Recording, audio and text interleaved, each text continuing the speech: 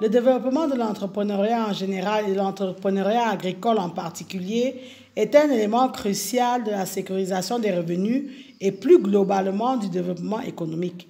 Mais d'importants facteurs de blocage freinent ce développement, à savoir notamment le financement des petites entreprises ou alors le financement des coopératives agricoles. Ceci représente d'ailleurs pour la majorité des entrepreneurs la contrainte majeure qui entrave la création de leurs propres entreprises.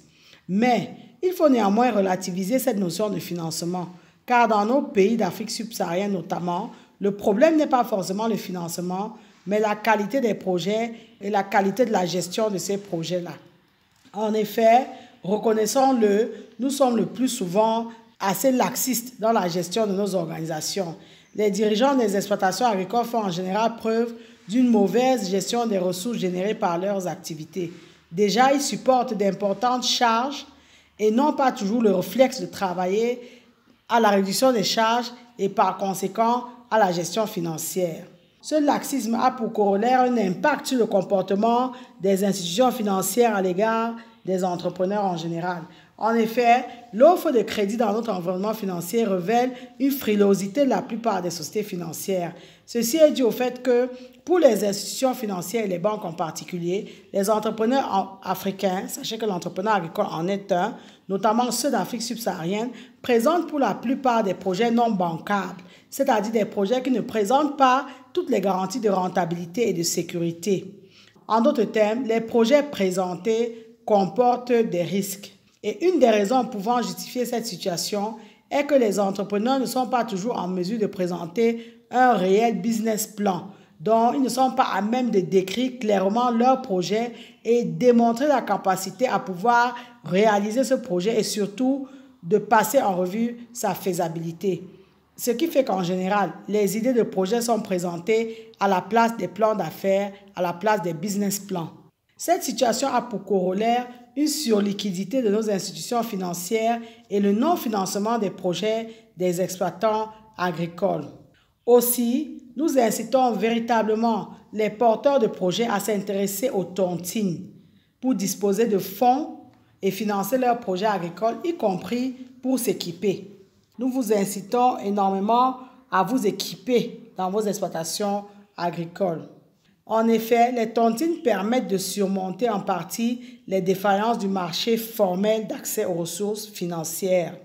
Du coup, les opérateurs économiques peuvent se regrouper en associations ou en groupements d'individus. C'est ainsi que les associations d'épargne et de crédit rotatif, AECR, connues sous le nom de tontines dans des pays comme le Cameroun, constitue une des formes d'organisation les plus populaires pour financer des projets dans les pays où l'accès au crédit est restreint.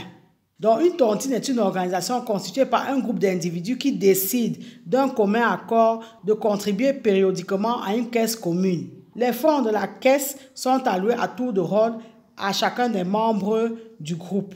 Il faut savoir qu'il existe deux grandes familles de tontines, les tontines rotatives et les tontines à accumulation.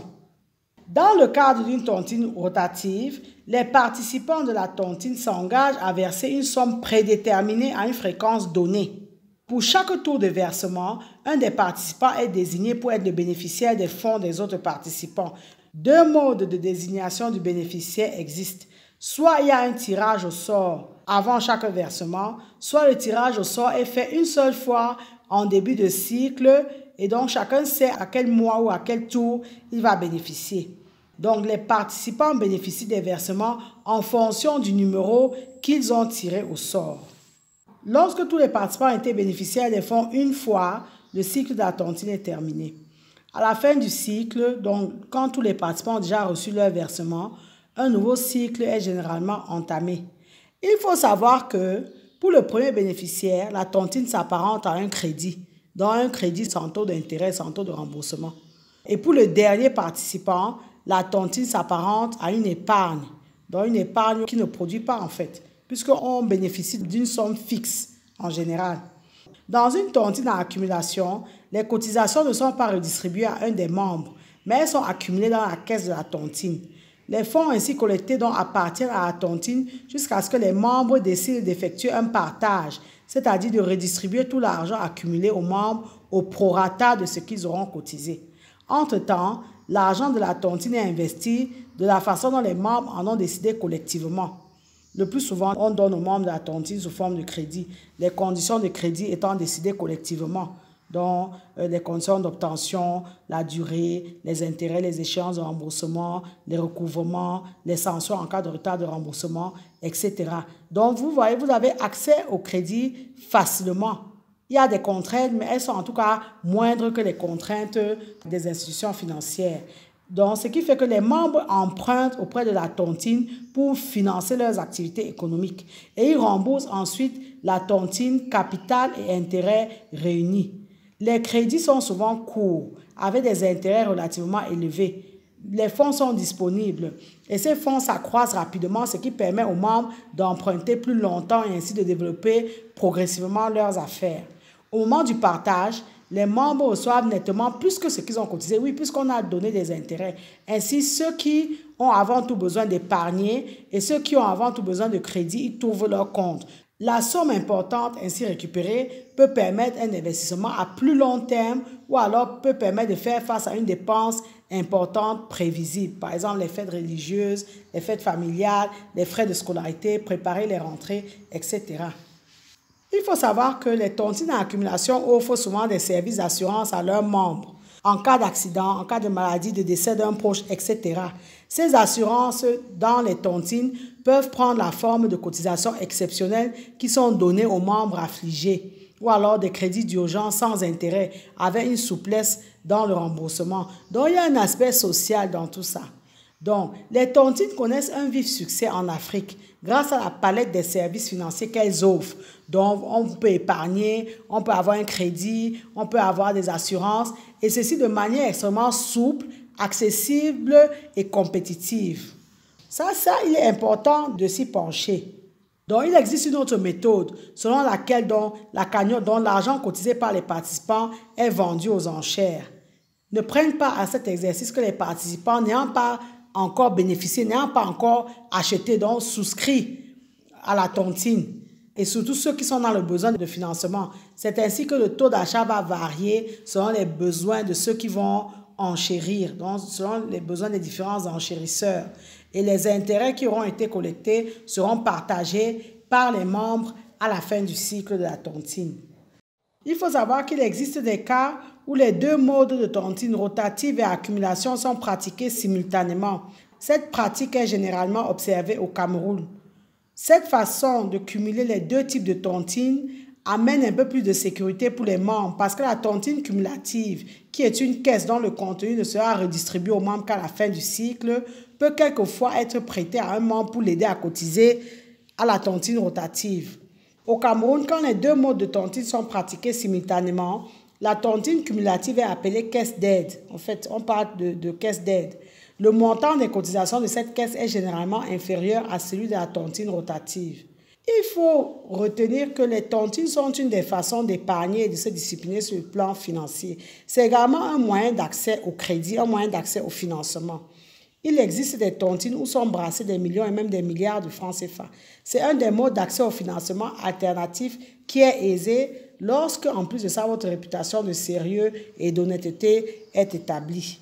Nous vous recommandons de ne plus analyser le problème de financement exclusivement sous l'angle de l'accès au crédit bancaire ou alors sous l'angle de financement des institutionnels. Il faudrait étudier et vous accrocher à d'autres alternatives et la tontine en est une. C'est pourquoi nous avons pensé à vous en parler. Il suffit donc actuellement pour vous soit de rentrer dans une tontine qui existe déjà, de vous faire parrainer, soit vous-même d'en créer et donc de réunir d'autres agriculteurs ou d'autres membres et créer vous-même une nouvelle tontine. Nous espérons que cette vidéo vous aura été utile. N'hésitez pas à la liker, partager et commenter. Abonnez-vous à AgriTV Web et activez la cloche de notification pour ne pas manquer nos prochaines publications. Rappelez-vous toujours et toujours que savoir est le point de départ, mais c'est agir qui fait et fera toujours toute la différence. Maintenant que vous savez, place à l'action. Vous êtes porteur d'un grand projet dans le domaine de l'élevage porcin, à savoir créer une ferme moderne et industrielle. Vous souhaitez faire l'élevage moderne et industriel de porc et n'en avez ni l'expérience ni les compétences. Vous élevez déjà les porcs de façon artisanale sans jamais avoir été formé et vous êtes conscient de vos lacunes et manquements et souhaitez évoluer et vous professionnaliser. Vous souhaitez être employé dans une ferme industrielle et moderne comme gérant ou chef d'exploitation. Vous souhaitez encourager un membre de votre famille ou de votre entourage à apprendre le métier d'éleveur de porc. Aussi, vous êtes à la recherche d'une formation complète dans le domaine de l'élevage moderne et industriel de porc. AgriTV Web a la solution. Nous vous proposons une formation complète en ligne en 8 modules qui est intitulée « Réussir votre élevage porcin en Afrique ». Au terme de la formation, vous serez capable d'assurer le pilotage opérationnel d'un élevage porcin, c'est-à-dire suivre, observer, surveiller, reproduire les animaux, les commercialiser, organiser toutes les activités de l'élevage, enregistrer les performances, alimenter convenablement en fonction des âges, etc. Parce qu'elle est le fruit de notre expérience terrain de plusieurs années, cette formation vous fera gagner en temps car elle vous évitera de commettre beaucoup d'erreurs qui sont le propre de personnes novices ou inexpérimentées. Soyons des éleveurs professionnels. Si vous êtes intéressé, contactez-nous par mail ou par WhatsApp